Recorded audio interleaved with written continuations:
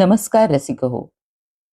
साहित्य जगताची सफर साहित्य रस by Archi Radha just for you या उपक्रमात आपल्या सगळ्यांचं मनपूर्वक स्वागत. मागच्या एपिसोडमध्ये आपण कवयित्री इंदिरा संतांच्या बद्दल बोललो होतो. साहित्याच्या बाबतीत बोलणं, साहित्यकारांच्या आठवणी करणं, त्यांच्या साहित्याबद्दल आदर व्यक्त करणं, त्यांचं साहित्य मुळामध्ये वाचणं आणि त्यांना समजावून घेणं, कारण खूप आभाळा एवढी मोठी माणसं आहेत ही, आणि त्यांना समजून घेणं, कारण ही कालातीत माणसं असतात जी अभिजात साहित्याची निर्मिती करतात. ती माणसं कालातीत असतात आणि सातत्यानं ती माणसं आत्ता सुद्धा हवी आहेत असं वाटतं. आणि खरोखर कारण त्यांची आवश्यकता कायमच असते समाजामध्ये. आणि अशाच एका साहित्यिकाबद्दल आज आपण बोलणार आहोत. आणि त्यांचं महत्त्व महाराष्ट्राच्या इतिहासात तर कधीच कमी होणार नाही.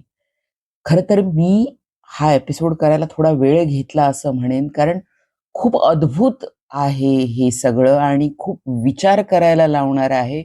खूप कुठंतरी खोलवर आपल्याला चिंतन करायला भाग पाडणारं असं ह्या साहित्यिकाचं आयुष्य आहे असं मी म्हणेन. तर मंडळी, आज आपण बोलणार आहोत अण्णाभाऊ साठे यांच्याबद्दल. कर्मवीर अण्णाभाऊ साठे म्हणू आपण, लोककवी अण्णाभाऊ साठे म्हणतो आपण, कादंबरीकार अण्णाभाऊ साठे, मार्क्सवादी अण्णाभाऊ साठे, कॉम्रेड अण्णाभाऊ साठे, शाहीर अण्णाभाऊ साठे. म्हणजे किती त्यांना बिरुद लावावी आपण. आणि ही खोटी नाही आहेत बरं का, कारण त्यांचं जेव्हा आपण कार्य बघतो, इतक्या अल्पशा काळात इतकं प्रचंड कार्य केलेला, आणि कार्य करणं जेव्हा अतिशय कठीण असतं, ज्यावेळेला एखाद्या माणसाचं अस्तित्वच मान्य केलं जात नाही, त्याला खिचगणतीतही मानलं जात नाही. हॅ, ही म्हणजे काय? ही माणसं म्हणजे काय? खरं तर त्यांना माणूस म्हणून सुद्धा समाजात वागणूक दिली जात नाही. अशा तळागाळातली बुद्धिमान प्रतिभा जेव्हा लखाकत बाहेर येते, तेव्हा त्याचं काय असू शकतं, त्याचा परिणाम काय असू शकतो आणि त्याचं तेज काय असू शकतं, हे सगळं एक उदाहरणात सांगायचं म्हटलं तर अण्णाभाऊ साठे असं मी म्हणेन. मंडळी, स्वातंत्र्याच्या 75 वर्षानंतर सुद्धा परिस्थिती फारशी बदलली आहे असं म्हणणार नाही मी. आता तर ती वाढली आहे. आता आपण राज्यकर्त्यांबद्दल आवाज काढू शकत नाही. तो देशद्रोह ठरतोय. मला हे मुद्दाम नमूद करावंसं वाटतंय. कारण अ, ही वस्तुस्थिती आहे आता. पुन्हा आपण शेकडो वर्ष मागं चाललो आहोत विचारधारेनं का काय, अशी वाटायची परिस्थिती निर्माण झालेली आहे. जी अंधश्रद्धा असू दे. अहो मंडळी, तुम्हाला माहीत असेल, म्हणजे तुम्ही आता मोबाईलवर आपण सगळे हे प्रसार माध्यमाच्या द्वारे आपण हे पॉडकास्ट पण करतोय, पण सगळ्यात जास्त पॉडकास्टचा भरणा राशी भविष्य, टॅरो हे आणि अंधश्रद्धा निर्माण करण्यासाठी विज्ञानाचा वापर होणं यासारखी दुसरी दुःखाची गोष्ट नाही असं मला वाटतं. विज्ञानाचं शस्त्रच विज्ञानावर उगारलं जातंय असं मला वाटतं कधी कधी. मी खूप सुरुवातीला नमनाला घडाभर तेल जाळते असं वाटेल, पण या गोष्टी आता बारकाईनं विचार करण्यासारख्या आहेत आणि त्यासाठी आपण परिस्थितीला भिडलं पाहिजे, परिस्थितीला जाणून घेतलं पाहिजे. समोर वाघ आला म्हणून वाघ भगावो मंत्र म्हणून चालत नाही. एकतर आपण त्याच्यावर बचाव करण्यासाठी पळून जावं लागतं, त्याच्याशी 2 हात करावं लागतात किंवा वाघाला पळवावं लागतं. ही वस्तुस्थिती असताना वाघ भगावो मंत्राचा काही इथं वापर करून चालणार नाही. आत्ताची परिस्थिती अशी आहे, हे एकाच उदाहरणावरनं मी सांगतेय. समस्यांकडं डोळे झाक करून समस्या संपत नाहीत. तर ही वस्तुस्थिती आहे. मला हे नक्की सांगावंसं वाटलं. या काळात जे तुम्ही कोणी ऐकता आहात पॉडकास्ट, त्यांना याची जाणीव होईल आणि अशा या परिस्थितीला भिडणाऱ्या, परिस्थितीवर मात करणाऱ्या आणि परिस्थितीवर स्वार होणाऱ्या अशा या साहित्यिकाबद्दल आज आपण बोलतो आहोत. साहित्यिक म्हटलं की खूप वेल रीड, खूप खूप वाचन केलेला, प्रचंड अभ्यास केलेला, भरपूर डिग्र्या मिळवलेला वगैरे असं एक काहीसं चित्र डोळ्यासमोर येण्याची शक्यता असते. पण तसं काहीही नसताना हो, तसं काहीही नसताना माणूस 14 वर्षापर्यंत सुद्धा जेव्हा साक्षर नसतो, ज्याला लिहायला वाचायला तेवढ्या वयापर्यंत सुद्धा येत नसतो, तो एवढ्या अल्प काळात एक प्रचंड मोठा साहित्यकार म्हणून जनमानसात अत्यंत लोकप्रिय होतो. तर त्या पाठीमागं त्या माणसाची प्रतिभा, त्याची निष्ठा, त्याचं सातत्यानं कार्य करत राहणं आणि प्रामाणिकपणा या गोष्टी फार महत्वाच्या आहेत. अण्णाभाऊ साठेंच्या बद्दल बऱ्याच जणांना बऱ्याच गोष्टी सगळ्यांना माहीत असतील, माहीत नसतील, मला माहीत नाही. पण त्या माणसाला आदरांजली वाहणं आणि आत्ताच्या घडीला त्याची आठवण करणं खूप महत्वाचं आहे. एक स्वातंत्र्य संग्रामी म्हणूया, स्वातंत्र्यसेवक म्हणूया, गोवा मुक्ती संग्रामातील एक खंदा कार्यकर्ता म्हणूया आणि सगळ्यात महत्वाची गोष्ट म्हणजे संयुक्त महाराष्ट्राच्या चळवळीत ज्याचा सिंहाचा वाटा आहे खरोखर, त्या एका साहित्यिकाला आज आपण आदरांजली वाहणार आहोत. आणि खरोखर माझी नम्र हात जोडून विनंती आहे, की या माणसाचं साहित्य वाचा. खूप महत्वाचं आहे आणि मराठी भाषेतल्या कादंबरीला एक नवी दिशा देणारं आहे. नवी दिशा देणारं असं का म्हणते मी? कारण अजूनपर्यंत जो कादंबरीचा कालखंड होता किंवा पाश्चात्यांच्या प्रभावाखाली आपल्याकडची जी कादंबरी वाढली किंवा फोपावली म्हणू किंवा खूप सारे कादंबरीकार झाले, तर एकतर या कादंबरीकारांनी जुनी ऐतिहासिक किंवा पौराणिक अशी महत्वाची पात्र निवडली कादंबरीसाठी किंवा मग उच्चभ्रू, पांढरपेशी, सुसंस्कृत, सभ्य जो नायक म्हणतो आपण, जो नायक, नायक म्हटलं की आपल्याला आपल्यासमोर एक अशी प्रतिमा येते. तर या प्रतिमांना छेद देणारी आणि तळागाळातली, पिचलेली, काम करणारी, निढळाचा घाम गाळणारी, रक्ताचं पाणी करणारी अशी कष्टकरी माणसं नायक म्हणून ज्या कादंबरीकाराच्या कादंबरीत आली, तो माणूस म्हणजे अण्णाभाऊ साठे. दिशा बदललेली आहे साहित्याची यांनी असं मला वाटतं. कारण इतक्या तळागाळातली माणसं, निसर्ग, पशुपक्षी, झाडं, दगड, वेली, माती, डोंगर, नद्या सगळं काही, सगळा निसर्ग, सगळा भवताल ज्यात रसरसून जिवंत होऊन आपलं आक्रंदन सांगतो, आपली कथा सांगतो, आपलं म्हणणं मांडतो, असं साहित्य हे अण्णाभाऊ साठेंचं साहित्य आहे. आणि त्यासाठी आपण त्यांना सलाम केला पाहिजे. लाल सलाम. सलाम करायला पाहिजे खरं तर. खरं तर या बाबतीत अ, आपण आत्ता सुद्धा त्यांचं वाचन केलं तर ते कालबाह्य ठरत नाही. कारण आत्ताची परिस्थिती फारशी वेगळी नाहीये असं मी म्हणते.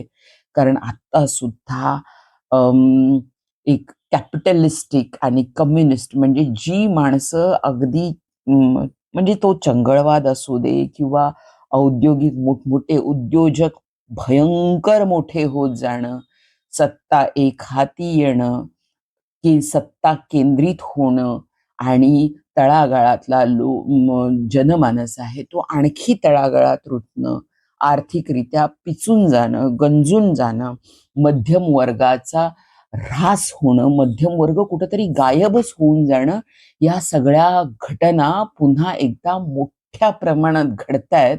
हे आजूबाजूला आपण डोळे उघडून बघितलं तर आपल्याला लक्षात येईल. आणि अशा वेळी अशा साहित्यिकाचं वाचन करणं हे अत्यंत महत्वाचं आहे असं मला वाटतं. तर अण्णाभाऊ साठेंचा जन्म हा 1 ऑगस्ट 1920 रोजी झाला. आता त्यांचा जन्म खरं तर वाटेगावला अ, हे सांगली जिल्ह्यात येतं आणि अण्णाभाऊ साठेंच्या हा भागच मस्त आहे म्हणजे अभ्यास करण्यासारखा आहे. कारण माझं पंजोळ म्हणजे माझ्या आजीचं, आईच्या आईचं माहेर आहे. ते कोरेगाव आहे. तर तांदुळवाडी, कोरेगाव त्या प्रांतातली जी माणसं असतील, जे कोणी ऐकत असेल त्यांना आपोआप कळेल तिथल्या माणसांची मानसिकता काय आहे आणि ती कशासाठी प्रसिद्ध आहेत, हे सुद्धा लक्षात येईल. तर आंबेडकर ह्या आंबेडकरवादी, मार्क्सवादी म्हण असे समाजात लोकमान्य होणारे अण्णाभाऊ साठे हे जन्मानं खरं तर मातंग समाजातले आहेत.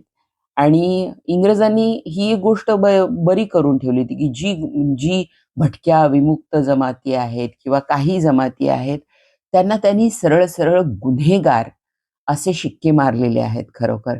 आणि त्यांच्याकडे बघण्याचा दृष्टिकोनच, त्यांनी कितीही काहीही चांगलं केलं तरी पहिल्यांदा त्यांच्याकडे एक गुन्हेगार म्हणून बघितलं जातं. अक्षरशः आपल्या मराठीतल्या म्हणी सुद्धा इतक्या सहजगत्या जातीवाचक उल्लेख करून जाणाऱ्या आहेत. म्हणजे काय रे, कुणीतरी असं बेदरकारपणे वागत असेल, बेभानपणे वागत असेल, तर काय रे, मी माफी मागते पहिल्यांदा, पण या म्हणी प्रचलित आहेत, या बंद व्हायला पाहिजेत खरं तर. खरं तर आता या म्हणींवर सुद्धा बंदी यायला पाहिजे. हं. तर अशा वेळी काहीतरी वाईट काम केलं तर, "काय बेरडाची अवलाद आहेस का?" असं सहज-सहज बोललं जातं अजूनही. हां. आणि असे महारलाड नाही खपवून घेतले जाणार. अरे काय चाललंय? अजूनही आपण ते वापरतो आहोत शब्द, हे बंद झालं पाहिजे. सहजगत्या आपण जातींचे उल्लेख करतो. मराठा भाई अक्कल नाही, दीड दाणा कोष्टी उताना, बाजारात तुरी भटभटणीला मारी, भटाला दिली उसरी, भट हातपाय पसरी. अशा किती म्हणी सांगाव्यात, किती म्हणी सांगाव्यात. आणि याच्यामध्ये आणखी एक म्हणजे "मांगाची औलाद आहेस का तू?" म्हणजे अशा गोष्टी, ह्या सगळ्या म्हणी या मला वाटतं ना, या 1800च्या काळात किंवा 1819च्या काळात उभारलेल्या असाव्यात, या आलेल्या असाव्यात. या बंद झाल्या पाहिजेत. जातीवाचक कुठलंही म्हणणं हे अमान्य केलं पाहिजे. कारण आता आपण स्वातंत्र्यानंतर आणि ज्या वेळेपासून आपलं संविधान 1950 नंतर आत्तापर्यंतची एवढी वर्ष, 75 वर्ष आपण संविधान जगतो आहोत, तर आपण या गोष्टी नाकारल्या पाहिजेत. आणि असं काहीतरी आवाज उठवण्यासाठी या गोष्टी, या प्रतिष्ठा पावलेल्या गोष्टी, या तथाकथित गोष्टी नाकारण्यासाठी आणि त्याच्या विरुद्ध बंड करून उठण्यासाठी सुद्धा एक वाघाचं काळीज लागतं, जे होतं अण्णाभाऊ साठे यांचं. हा माणूस शाळेला गेला लहानपणी, पण शाळेत सुद्धा त्याचा जातीवाचक उल्लेख झाला. आणि ज्यावेळेला त्याच्या मास्तरांनी उच्चभ्रू किंवा उच्च जातीचे म्हणूयात आपण, त्यांनी सपासप त्यांच्या हातावर इतके वळ उठेपर्यंत मारलं आणि जातीचा उल्लेख केला, तो माणूस त्यानंतर शाळेत गेला नाही. मी शाळा शिकणार नाही असं ते म्हणाले. म्हणजे त्यांच्याबद्दल खूप काही कथा आहेत. किती खऱ्या, किती अ, खोट्या, किती रंगवलेल्या, मला त्या बाबतीत जाणायचं नाही. पण साक्षरतेपासून सुद्धा लांब राहिलेला माणूस, एक इतका मोठा साहित्यकार होतो, ही गोष्ट अत्यंत अभिमानाची आहे. आणि हा माणूस मराठी मातीतला, महाराष्ट्राच्या मातीतला आहे, ही त्यापेक्षा जास्त अभिमानाची गोष्ट आहे. खरं तर अं, आपण यांना दलित साहित्याचे संस्थापक म्हणून श्रेय द्यायला काहीच हरकत नाही. आणि खरोखर दलित साहित्याचे संस्थापक आहेत. आणि आंबेडकरांचे विचार त्यांनी ते जगलेले आहेत. जातीसाठी खूप काम केलेलं आहे. आणि ज्यावेळेला आपण धर्माच्या विरुद्ध बोलतो, जातीच्या विरुद्ध बोलतो किंवा तथाकथित या प्रतिस्थापित, या स्थापित असलेल्या आणि कुणालाही तोंड वर न काढू देणाऱ्या संस्कृतीबद्दल किंवा विरुद्ध आपण ज्यावेळेला बोलायचं असतो, त्यावेळेला आपल्या सगळ्या नव्या पिढ्यांना मार्क्स आणि कम्युनिझम खूप खूप उपयोगी पडलेला आहे. खरंच मित्रहो, विचार करा. म्हणजे जुने साहित्यिक, इव्हन आपण जरी विचार केला उर्दूमधले साहित्यिक, जानिसार अख्तर असो, साहिर लुधियानवी असो, पुन्हा अशी जी अनेक उर्दूतली सुद्धा साहित्यिक मंडळी असोय, त्यांच्या सुद्धा साहित्याला धार आली आहे या अम, किस्मत चुगताई असो. ही साहित्यिक धार, हे बंड याला जी ताकद मिळाली आहे ती कम्युनिझम किंवा मार्क्सवादानं मिळालेली आहे. मार्क्सवाद एक आशावाद सुद्धा घेऊन येतो आणि त्यात आपल्याला शिरायचं नाही, पण सच्चे कॉम्रेड म्हणू आपण अण्णाभाऊ साठेंना, त्यांचं कार्य बघितलं तर.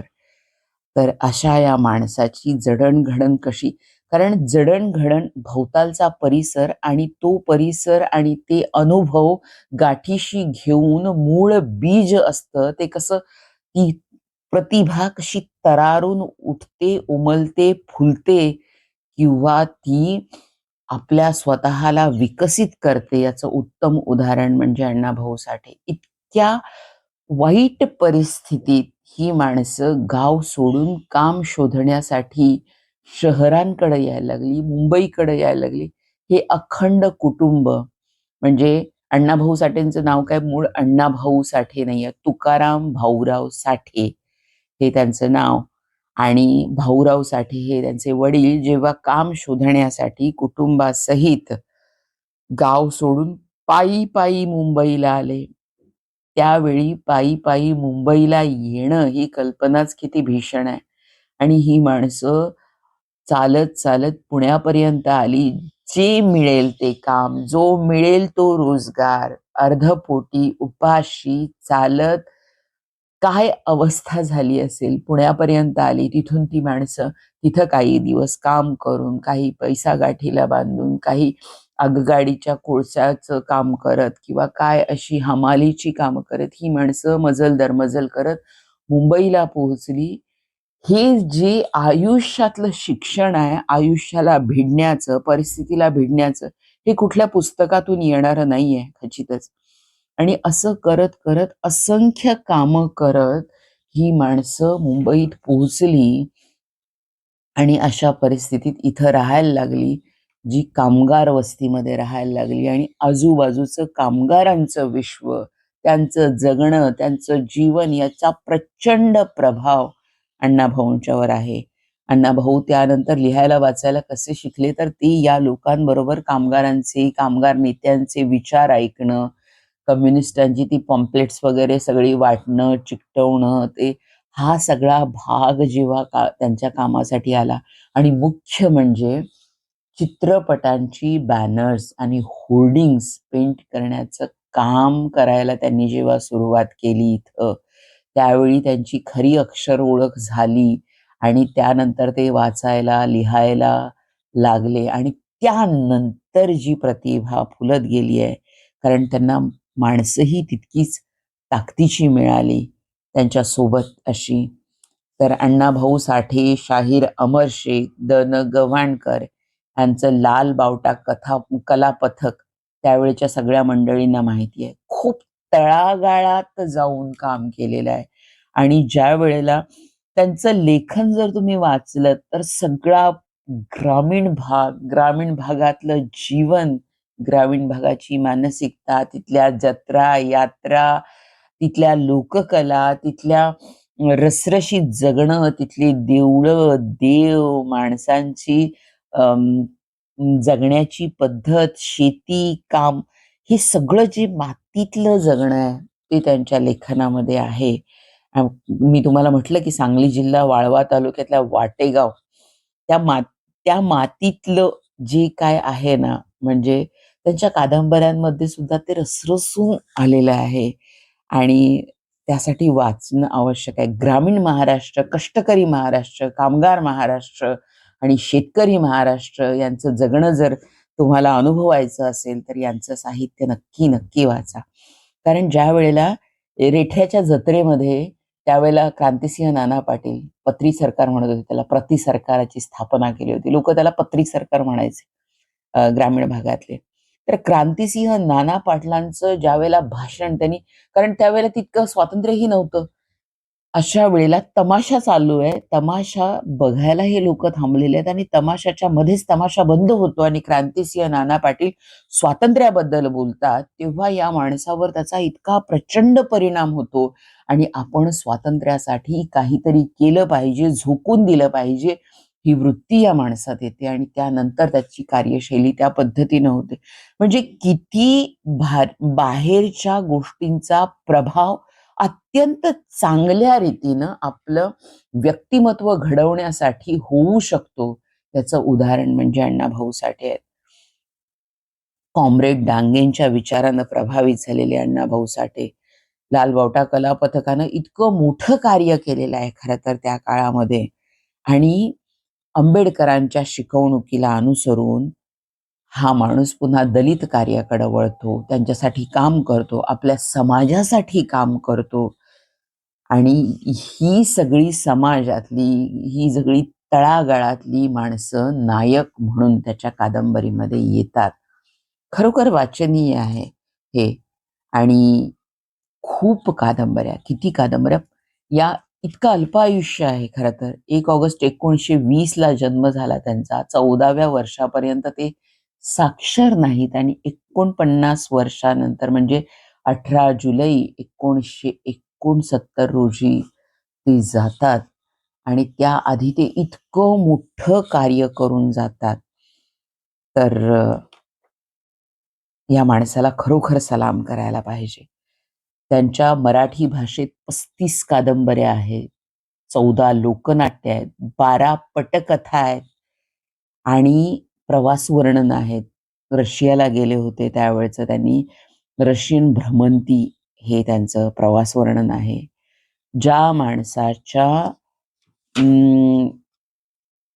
अं, इतक्या भाषेत खरोखर खूप वैशिष्ट्यपूर्ण गोष्ट आहे, की ज्या माणसाचं साहित्य 27 भाषांमध्ये, जागतिक स्तरावर 27 भाषांमध्ये ट्रान्सलेट होतं, त्या माणसाच्या प्रतिभेचं मी काय वर्णन करू?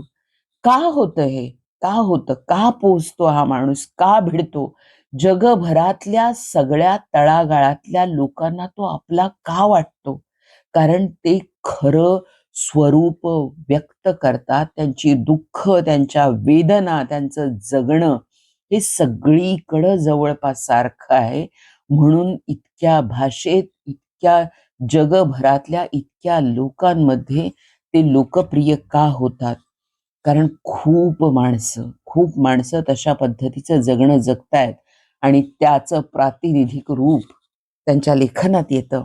म्हणून तरी आपल्याला अण्णाभाऊ साठे म्हणजे माझी मैना गावाकडं राहिली, माझ्या जीवाची होती या कायली, ह्या एकाच गाण्यानं माहिती असतात बरेच जण. पण त्यांचे पोवाडे, त्यांचा शिवाजीचा पोवाडा, हा या माणसानं शिवाजीचा पोवाडा लेनिनग्रॅड स्क्वेअरवर रशियामध्ये गायला आणि त्याचं ट्रान्सलेशन करायला लावलं रशियन यांना. ट्रान्सलेट करून ते ट्रान्सलेटर गात होता, तेव्हा रशियामध्ये शिवाजी नावाचा राजा म्हणजे काय अ, अग्निज्वाला होती, काय कार्य होतं, हे सगळं रशियापर्यंत पहिल्यांदा पोहोचवणारा शाहीर म्हणजे अण्णाभाऊ साठे आहेत.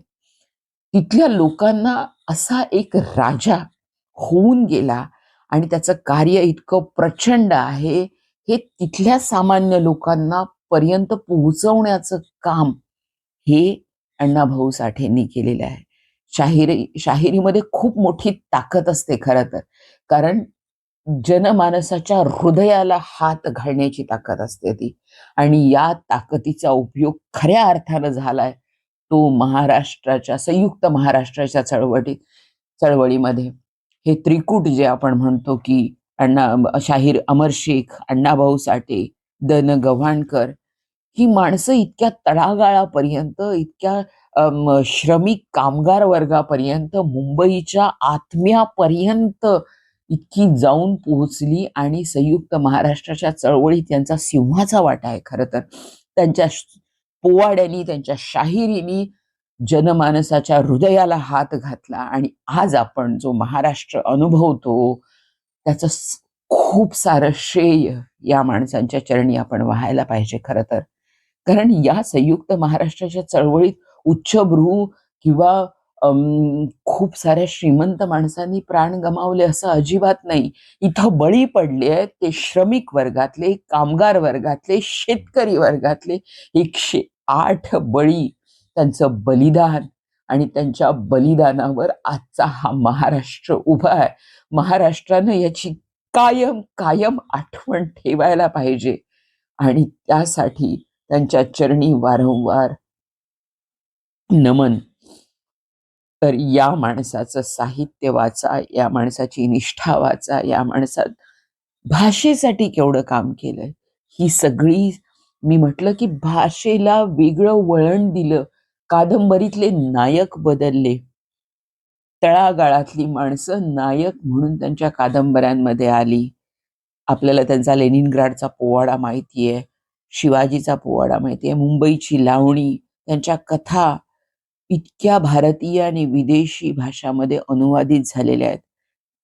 कादंबऱ्या, कथासंग्रह, लोकनाट्य, नाटक, प्रवास वर्णनं, कविता, कितीतरी त्यांचं पोवाडे लावण्या, खरोखर शाहीर. किती उपमा द्याव्यात या माणसाला. आणि त्यांच्या लेखनावर आधारित चित्रपटही म्हटले मी. हे आले खूप. वैजयंता, टिळा लाविते मी रक्ताचा, डोंगरची मैना, मुरली मल्हारी रायाची, वरणीचा वाघ, अशी ही साताऱ्याची तऱ्हा, फकीरा. फकीरा या त्यांच्या कादंबरीला उत्कृष्ट कादंबरीचा पुरस्कार मिळालेला आहे. तर किती चढ उताराचं आयुष्य असेल त्या माणसाचं. इतक्या खूप काही म्हणजे खूप चांगल्या पद्धतीनं जगले आणि खूप पैसा होता वगैरे असं नाही. धडपडत स्वतःच्या पोटापाण्याचा विचार करत, कुटुंबाचा विचार करत 2 लग्न करावी लागली. 2 लग्न झाली.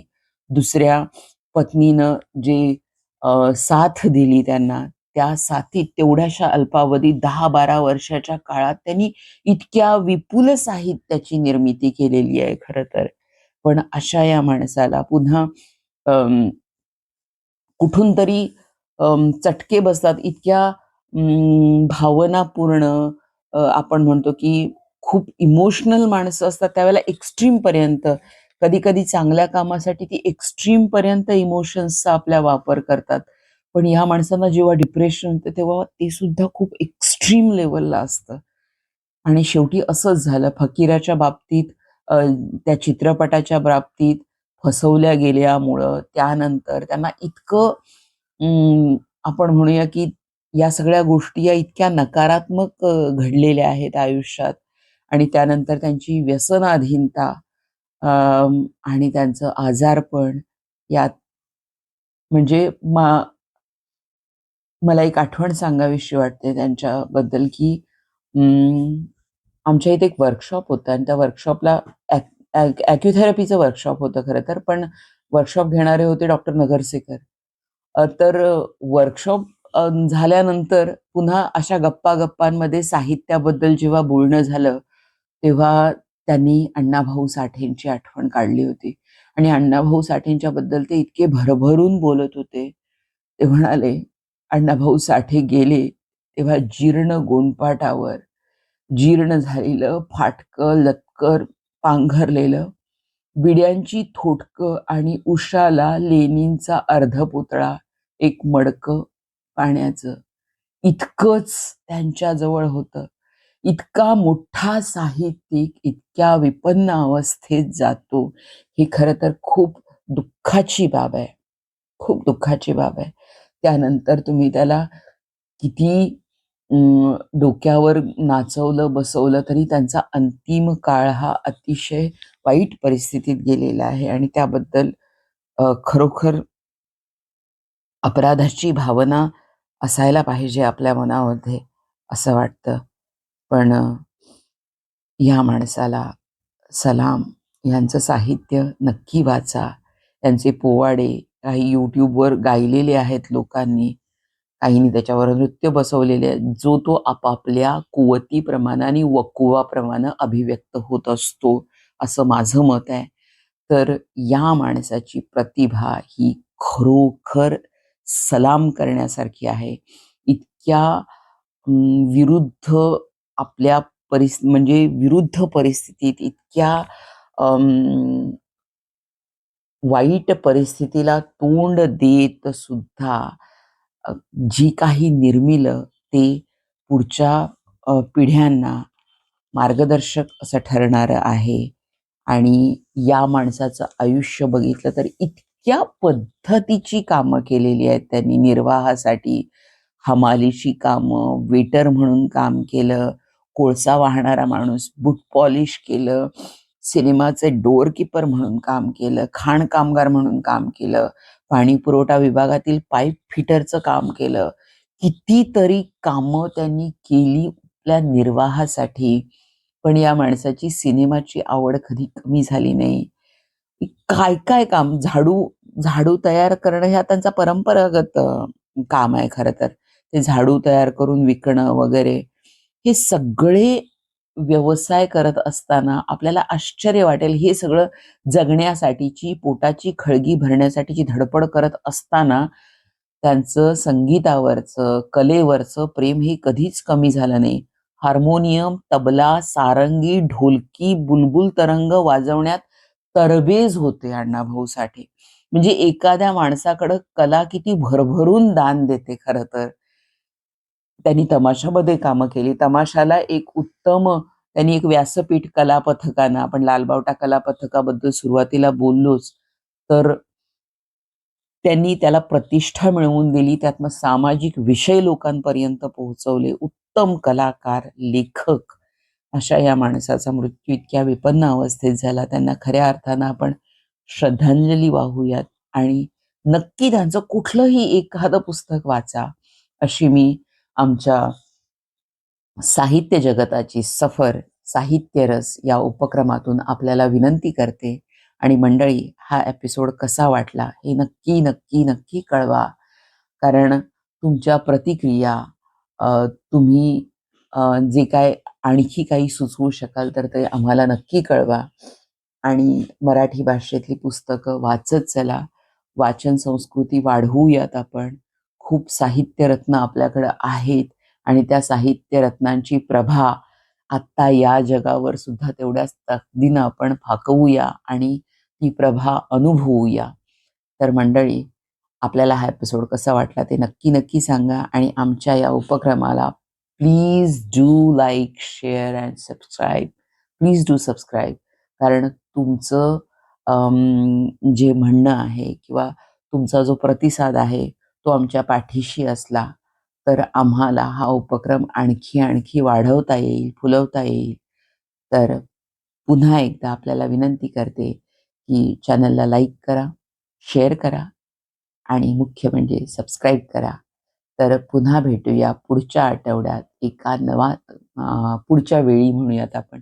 कारण एका आठवड्यात अ, जमत नाही. ही माणसं इतकी मोठी आहेत, इतकी विशाल आहेत. तर पुढच्या आठवड्यात आपण पुन्हा भेटूया एका नव्या साहित्यिकासोबत. तोपर्यंत नमस्कार.